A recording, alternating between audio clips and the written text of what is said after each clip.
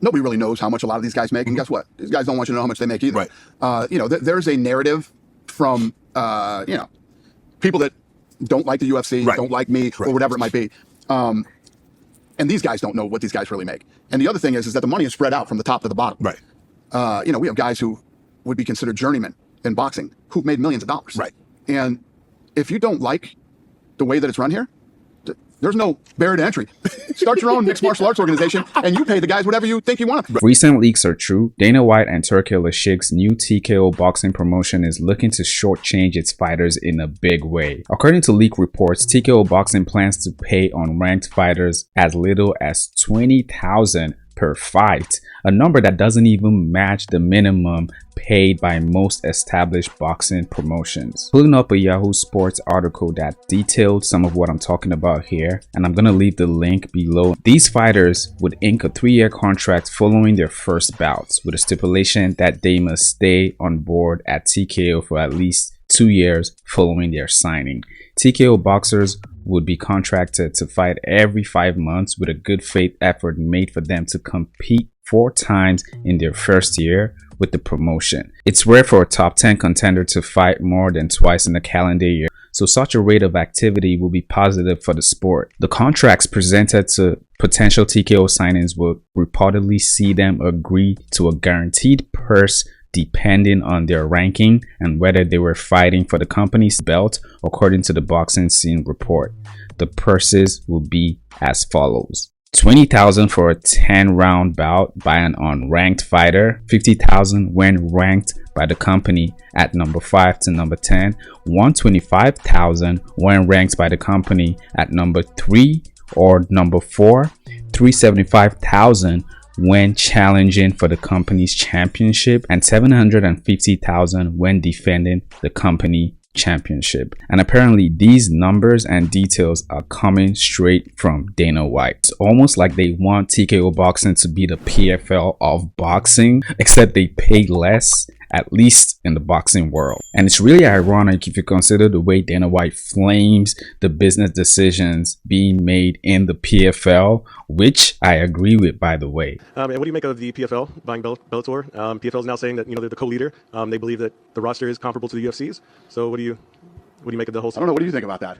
One shitty organization that sells no tickets and nobody watches buys another shitty organization that sells no tickets and nobody watches. Sounds like a fucking winner to me, boy. Right? Woo! So for comparison, unranked fighters in major boxing promotions often make significantly more than those numbers I just went through, depending on the promotion and event, obviously, but we can't even compare those numbers. So why would any serious boxer sign with TKO? Even the article says many of the established stars and top prospects in boxing earn significantly more than the proposed purses in TKO's reported contracts, leading to some belief TKO will be targeting lesser known contenders and prospects, which, you know, I guess is fine. But if TKO is coming to be this new giant conglomerate who's supposed to take over boxing, I'm not sure how they can do that with new prospects. Honestly speaking, I just don't see how that will happen. But let's be real here. Dana White has a history of underpaying fighters in the UFC, and it looks like he's bringing that same approach to boxing, but this time he has Saudi Arabia's deep pockets behind him. With the kind of money backing this operation, you would expect TKO to come in strong and like really bulldoze when it comes to the offers to these fighters, offering top tier pay to attract elite talent.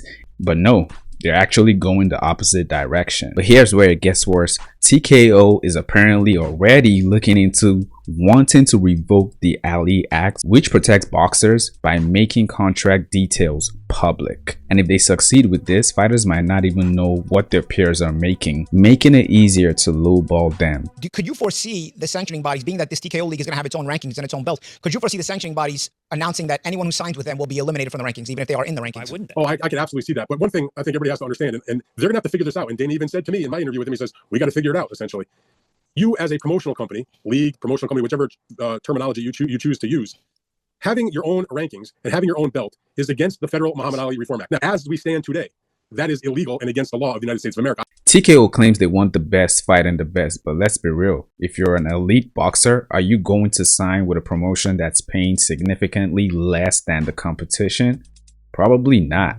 This decision wouldn't bring the top tier talent they're hoping for, in my opinion. Low pay means low talent. And if TKO Boxing really wants to compete with the big players, they need to pay their fighters what they're worth. Otherwise, the experiment could fall before it even gets started. I don't want to hear any of the fighting for legacy arguments, honestly speaking. Even Floyd Mayweather himself said even though he loves boxing, if he wasn't getting paid, he wouldn't be doing it.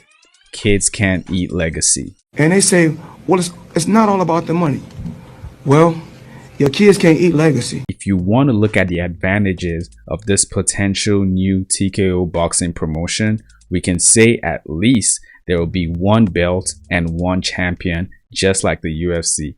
And I'd really like that, because all the belts and organizations in boxing can really be confusing, especially for new fans. But this may just be an addition to that, as TKO has made it clear that they will be working on their own and they're not going to be working with other organizations or other promotions. He says he's not going to work with the other promotions. So he is creating his own league. He's trying to basically, I wouldn't be surprised, and this is just my hypothesis, Dan, you can give me your thoughts. I wouldn't be surprised if the fighters that he signed to these contracts have no allowance at all. They cannot be in any rankings. There's in any sanctioning bodies. The promotion will have, the TKO promotion will have its own rankings, its own belt, so on and so forth. And if you do that, you are creating a league, no matter how much you want to play on words. And that's what I mean about the deceptiveness of this. Another possible positive we can look at is Dana White bringing the influence of the concept of making the best fight the best. But with this plan of paying so low, I don't see how they're going to recruit the best boxer. Now, on the other hand, the negative side of this is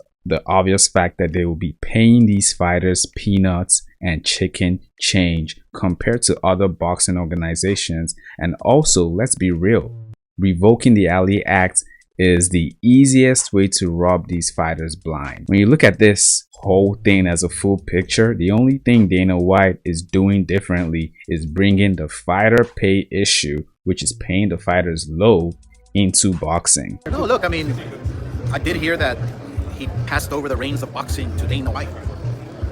Well, that comment to me, I felt a little offended because I've been in boxing all my life and I've been promoting for 20 some odd years.